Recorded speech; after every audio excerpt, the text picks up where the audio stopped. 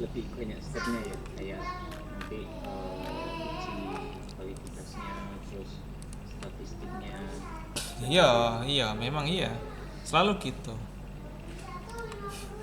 Tapi saat penelitian yang selesai itu adalah yang jadi. Makanya antum mana yang paling bisa jadi? Jangan memaksakan sesuatu yang tidak bisa jadi. Gitu. Ya, mana yang paling mudah untuk diselesaikan? Ayo. Saya ngikut komitmen antum aja. Kan Sebenarnya gimana gimana? gimana tuh? Loh, nggak kedengeran. Putus. Ya, coba. Kita lihat ya. Rumusan masalah belum ada. 900, oke, 21 mengundurkan diri. Apakah yang 21 ini itu lewat ADM semuanya? Kalau ngurusnya tuh, Iya, lewat ADM enggak? iya kalau TCM. Ya, ente bisa. Ente udah mewawancarai 21 itu atau udah orang yang 21 itu ketemu ente udah? Iya, Apa ceritanya gitu? iya, enggak nanya. Paling nanyanya itu penyebabnya apa gitu. Oh. Ya, tetap. Tapi ada Cuman ya, kemungkinan nggak hari-hari ini akan ada juga ya kan? Yang masih akan alat dawam tuh masih ada juga hari-hari ini. kalau indikasinya sepertinya ada sih, ada beberapa. Karena belakangan ini tuh ada beberapa yang kabur dari pondok. Oh. Itu karena nggak betah. Nah, cuman ya nggak tahu ya kalau alat dawam atau enggaknya gimana. Tapi kalau indikasi sih sepertinya ya, karena akhirnya minta pulang. Ya sudah, kalau kayak gitu penelitian antum jangan tentang betah di pondok, tapi apa namanya? Persepsi calon pelajar tentang tidak betah di pondok.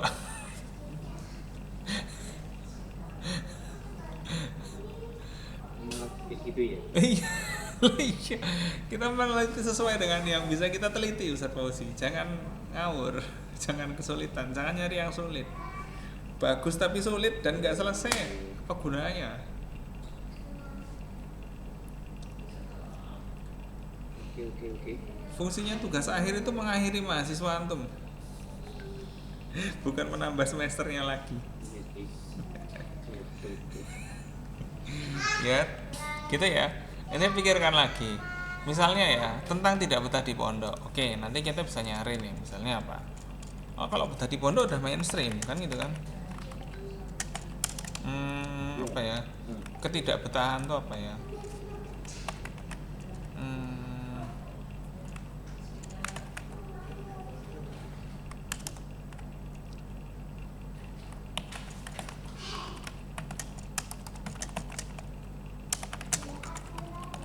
Itu dari judulanan, kalau kualitatif seperti apa tuh? kalau kualitatif antum mensurvei semua anak-anak yang nggak betah.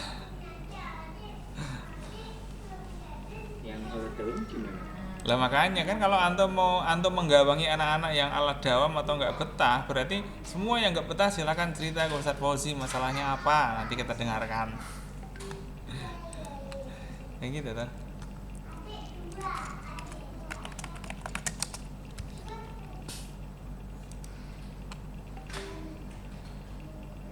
Apa kira-kira ya?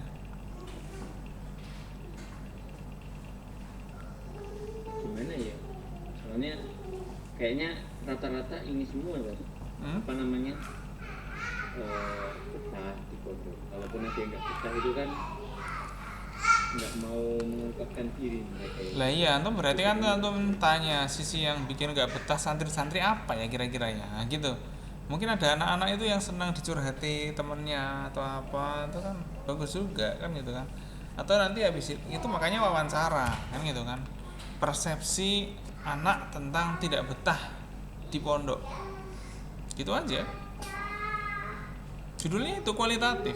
Kalau kualitatif gitu antum bisa sekalian mengerjakan tugas antum ya kan, misalnya latar belakang keluarga, antum bisa tanya ke wali kelas, nanti wali kelas bisa jadi narasumber Jadi kalau Anda lebih pengen penelitian antum itu adalah menuliskan apa sebenarnya yang selalu antum kerjakan tiap hari gitu loh. Antum itu sebenarnya tiap hari udah meneliti, tapi karena antum tidak menuliskan penelitian antum, nggak jadi tugas akhir. Oke. Tiap hari antum meneliti santri apa ini kayak gini gimana, kayak gitu gimana, antum berhasil membuat kebijakan dan keputusan untuk menyelesaikan masalah itu tiap hari sebenarnya antum bikin problem solving. Itu diajarkan pondok, cuman bedanya nggak kita tulis dengan teori tertentu, itu aja sih, iya kan? Nah makanya Iya, ini betul sih. gitu loh yang Ana maksud. Ana pengen skripsinya teman-teman yang gontor itu kayak gitu. Jadi yang tugas yang udah sehari-hari itu ya dilanjutkan aja, ya. Jadi discomfort atau apa ya? Saya masih cari ininya deh. Apa namanya itu? Apa Zat? Kalau misalnya kayak gini, ada calon pelajar yang nggak betah, cuman habis itu dia jadinya betah. Kalau kayak gitu bisa nggak diwawancarain? Ya Maksudnya bisa, kan dia ditanya, loh, awal bisa. kan Bisa. Justru itu nggak bisa. betahnya itu berarti dia berhasil melawan ketidakbetahannya itu. Nah nanti yang kayak gitu tuh suruh ngomong depan temannya. Kalau ngerasa nggak betah tuh kayak gini loh. Wah itu nanti bisa di insight. Nanti tahu-tahu ada kasus yang lain lagi, suruh ngomong lagi. Wah ini gitu. Itu bikin pola pikir, membentuk pola pikir ya nggak. Jadi itu yang mestinya dijadikan ini, ya kan?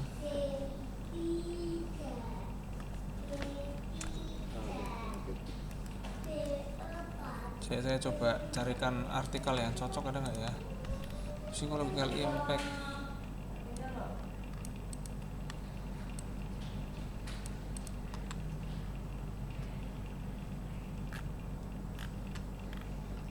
Apa enggak? Izin ke dalam sebentar tuh. Iya silakan.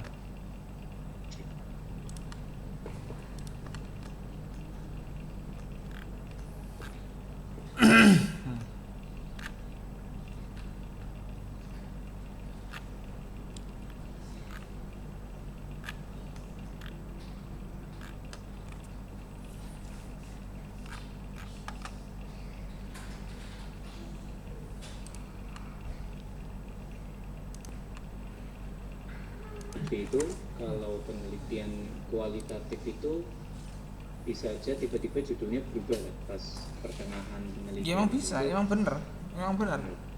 Kenapa berubah judulnya? Karena mungkin judul yang ngetrend bisa jadi bukan itu. Setelah kita jalan, tahu-tahu judul yang ngetrend bukan itu, ya beda ya kan. Kalau kuantitatif nggak boleh berubah dari awal, sudah harus muncul karena pengaruh apa nanti akan mengukur variabel apa dan variabel apa kayak gitu. Nah, iya, makanya anak bilang ke antum judulnya itu mungkin apa ya? Komunikasi pendekatan misalnya gitu, misalnya. Kayaknya kualitatif aja tuh. Lah makanya komunikasi terhadap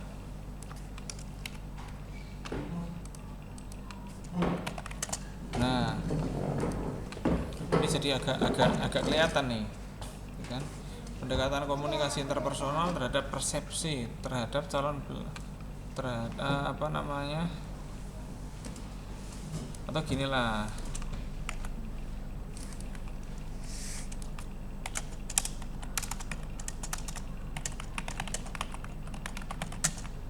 apa kayak gitu, komunikasi interpersonal apa ya kira-kira ya, teori apa ya?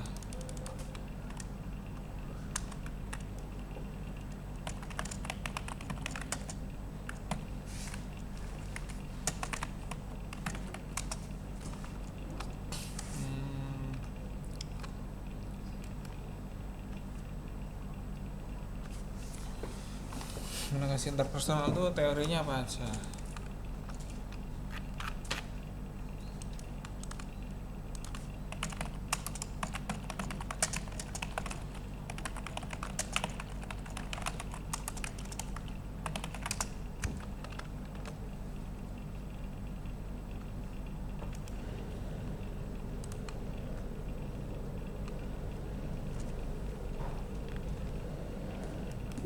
Afwan Ustaz, Hmm. izin minum. Ya silakan. Izin minum ya minum, makan ya makan. Apa ya kira-kira ya? Hadir. Ya. Hmm, saya cari dulu nih.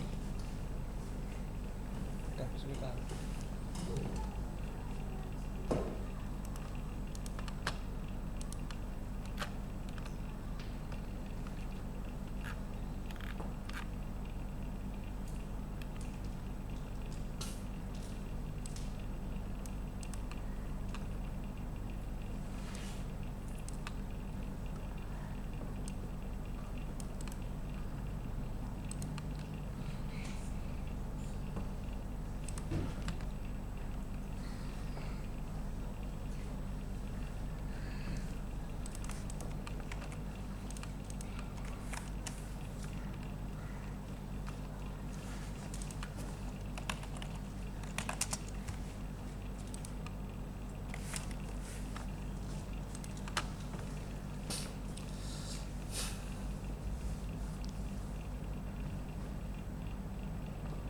Wah, ini aja nih saya kasih teori nih.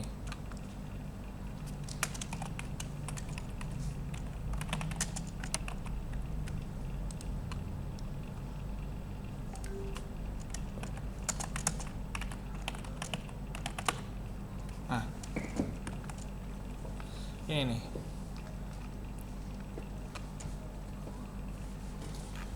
Udah kelihatan nggak?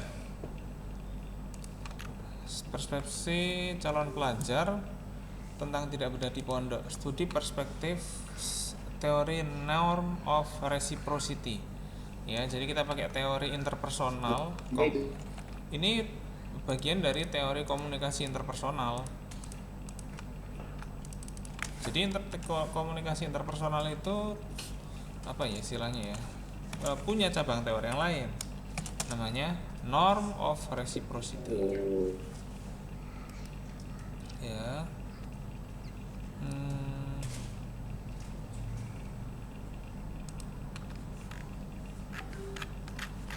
Itu berapa contoh-contohnya nanti kita coba cari lah ya.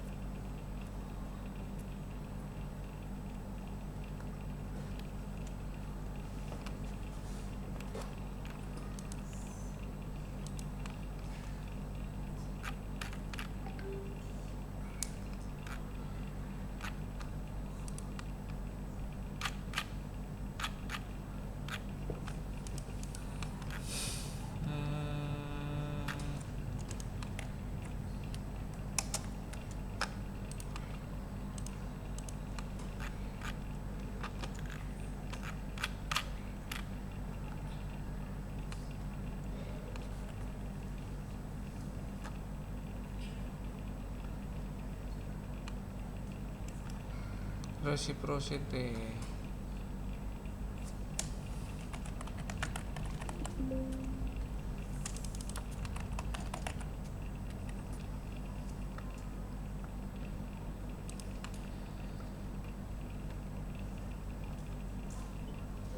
Teori tentang hukum timbal balik. Iya. Iya, betul.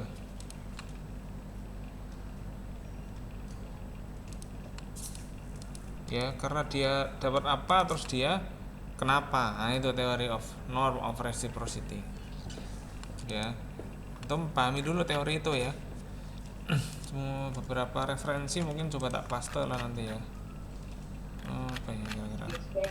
Jadi tugasnya selanjutnya ini memahami teori norm Iya. Roci apa? Norm of reciprocity, ya kan? Oh, Iya.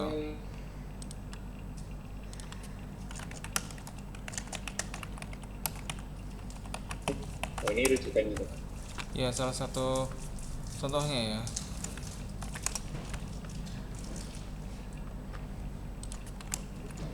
Nah, coba langsung buka ya.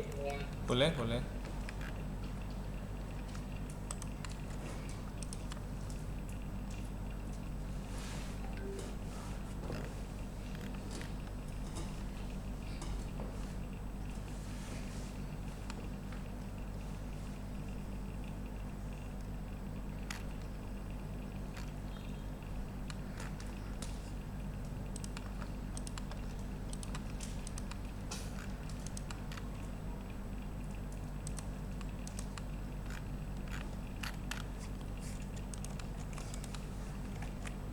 juga ada, tapi ente harus login terus borrow nanti ya, yang ini ya.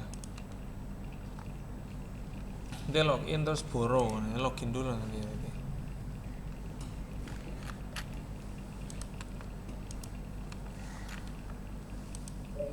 Nggak bisa di download ya? Mana? Yang mana? Yang emerald.com itu. Bisa. Tulisannya open access kok, tak lihat. Nih, lihat, tak kasih tahu caranya nih. Nih, ente bingung. Nih.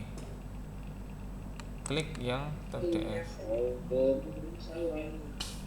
Nanti ente ngedownload. Gitu ya. Jadi emang di luar sana, di dunia ini masih sangat luas sih. Jadi kita nggak bisa ini, harus tanya. Kalau antum nggak tahu, udah bener ente nanya. Daripada ente sulit, mending nanya. Yang tadi yang borrow itu apa? Hah? Apa? Yang Borrow. dari antum. Nah, itu borrow itu nanti antum login dulu ke situ. Tuh login, itu ya. Bikin akun, nanti bisa borrow.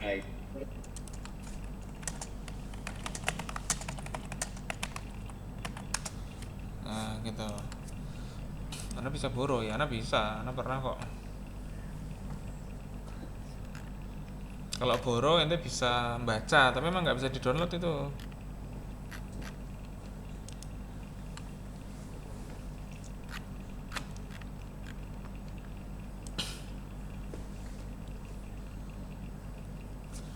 Ya, gitu ya Ustaz Fauzi ya. Sama tadi ada berapa itu? 3 lah ya. 3, saya tak tambahin 1 lah dulu lah. Tambahin 1 biar kita lebih ini lagi.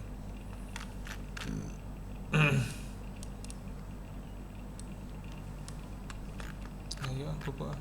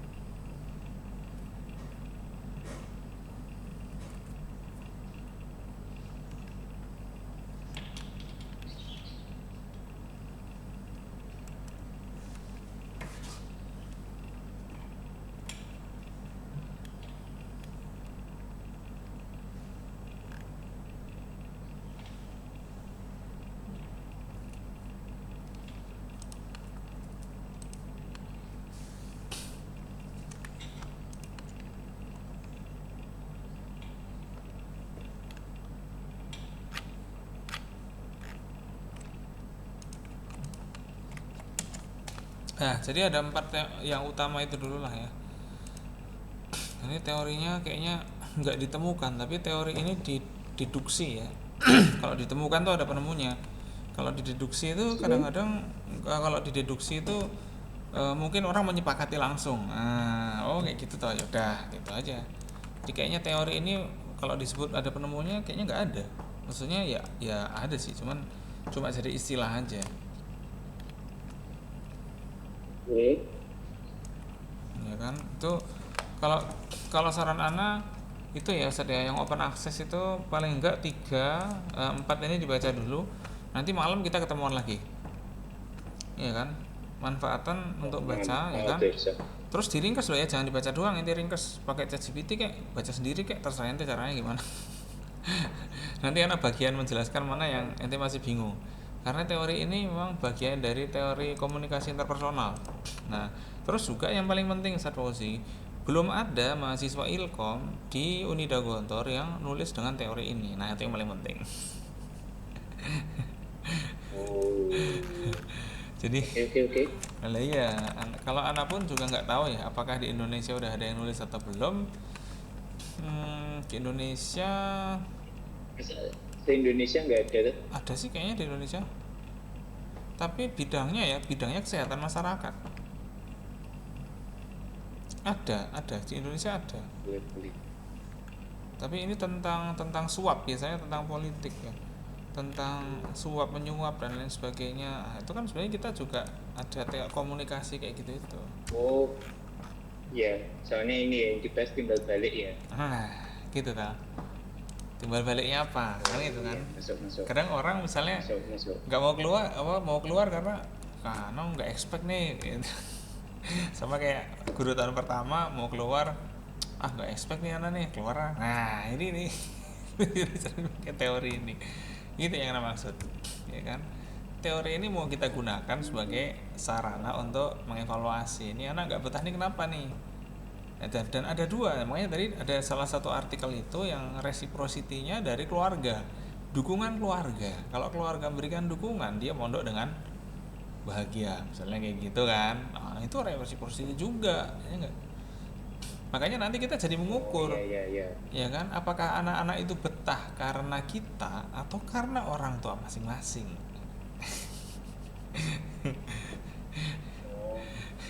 Ini gitu kan? Baliknya itu antara dia dengan keluarganya seperti bisa itu. Jadi atau ya antara dia dengan keluarganya atau antara dia dengan pondok, ya enggak?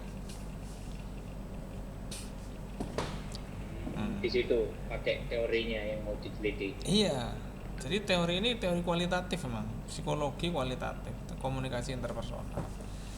Ya, jadi memang harus kita pakai ini karena belum ada yang pakai, waktunya kita pakai. Ya, saya sebenarnya masih ada beberapa lagi teorinya, cuman tak lihat yang paling mudah kayaknya ini deh. Ya udah nggak apalah, tak coba ini. Nah, nanti malam kalau kita anak ngajar ya, nanti antum terserah datang jam berapa. Biasanya anak mungkin 7 kurang seperempatan ya udah datang, terus juga itu tadi nanti kalau kita bisa kita diskusian dulu, ngobrol soal teori itu, temuan antum seperti apa, terus yang bingung seperti apa, nanti setting penelitiannya kayak apa, terus kita lanjutin lagi ke proposalnya mau diberesin kayak apa. Kalau bisa minggu ini udah kelar, ya kan? Iya, minggu inilah. Tesnya itu apa? Gimana? Minggu ini tuh targetnya berarti selesai di apa nih Pak? Selesai di teori sama bagaimana cara merisetnya. Udah itu dulu aja. Nanti minggu berikutnya baru yang lain. Ya kan? Sampai nanti bisa selesai proposal ya. Selesai proposal paling enggak Oktoberan gitu misalnya, kalau bisa ya bagus juga. Nah, nanti daftar ujian kapan? Iya. Bisa ya, baru semester 6 tapi udah ujian gitu, ujian SKS-nya. Ya kan patut dicoba ya, maksudnya patut dicoba itu apa ya namanya ya, sesuatu yang boleh lah dicoba kan. Maksudnya ngajuin judul lah, paling nggak ngajuin judul dulu, nanti antri ujiannya semester 7 kayak misalnya gitu kan. Iya. Oke. Cari cara ya. Belum ada ini ya, belum ada pastian ya. Iya sih kalau anak bilang belum ada, cuman kan ente berarti udah mengamankan apa yang bisa ente lakukan, ya enggak? Nah, lebih suka kayak gitu kan daripada nanti terus bingung, udah ngira nanti nggak expect lanjut di Unida apa enggak. Misalnya kayak orang yang ke Mesir kapan itu kan, ada teman antum kan yang digoda kan, dia expect ke Mesir kan, tau nggak dipanggil lama, ya udahlah dia nerusin kuliah bentar udah dipanggil. jadi kayak gitu itu kan dari waduh lah ini nih. Itu karena dia tergantung pada satu hal, kita gantungkan pada banyak hal sekalian, ya enggak? Iya, ini bisa dipakai, ini gantung, ini digantung sini, bagus, makin lama makin yakin, itu membuat kepastian. Oke, anak rasa gitu ya Ustadz Fauzi ya. Saya tak ada rapatan dulu setengah 2. Saya minta bantuan antum baca dulu ya kan, cerita ke saya nanti ya hasilnya kayak apa ya, pakai membaca sendiri kek, mau pakai ChatGPT kek, atau cari apa dan lain sebagainya boleh, ada referensi lain juga boleh antum cari ya. Yang penting kata kuncinya tadi antum bisa lihat ya, cara nulisnya tadi ya, norm of reciprocity ya. Di Indonesia belum banyak nih, tak lihat malah ya nggak banyak ya. Skripsi kayaknya nggak ada yang nulis kayak gitu, atau entah saya nggak tahu, tapi saya cari nggak ada. Gimana? Malamnya jam berapa? Kayak biasanya lah, anak ngajar jam 7 kan. Kalau ente datang jam 7 kurang 10, oke. Atau nanti setelah Isya ya, setelah ngajar ngobrol bentar bisa aja, ya kan. Tapi kalau ketinggalan bis ya udah nggak usah. Offline. Ya kan anak ke Robito, nanti katanya ada kuliah. Oh, nanti ini ya. Iya ya. Nah, Jadi di Robito berarti. ya nanti kuliah jam berapa? Jam 7. Eh, nanti coba ini tanyakan lagi ke dosen yang mengampu nanti. Lah iya. Hmm. Intinya kalau jadi kuliah berarti kita ngobrol pas kuliah, ya kan? Kalau nggak jadi ya udah, tinggal batal aja. Saya yang penting jelas. Iya batal ya, batal tuh tipis-tipis nggak apa-apa. Biar kita latihan apa Tapi namanya? nggak apa-apa, Hah? walaupun nggak ada, walaupun seumpamanya nanti nggak kuliah atau dosennya berhalangan, nanti lo tetap Robito juga ya apa Iya nggak apa. nanti motor. Misalnya li ajli ente nggak harap nggak apa-apa, kan lumayan sejam, ya kan? Sejam ya kuliah. Kalau dosennya nggak ada, nggak harap kan gitu kan. Nanti selesai anak kuliah sama anak-anak, coba kita lihat apa yang sudah antum hasilkan. Nah itu kayak gitu kan. Kita memenuhi waktu-waktu yang kosong-kosong tuh untuk kita sisipkan hal-hal yang bisa kita manfaatkan untuk keuntungan bangsa dan negara gitu. Ya jadi gitu ya. Oke, Heeh. Gitu aja observasi ya. Saya tak inian dulu. ada jadi. Nanti bisa antum tiga ya, tiga atau empat itulah, empat itu antum bisa koleksi dulu sebenarnya isinya kayak apa, terus ngobrolin apa di sini, konteksnya seperti apa, itu nanti kita ini kan lagi. Gitu Ustaz Fauzi ya, saya pamit dulu ya, saya close dulu. Assalamualaikum. Waalaikumsalam warahmatullahi wabarakatuh. Syukran kasiran Ustaz. Ya, siap.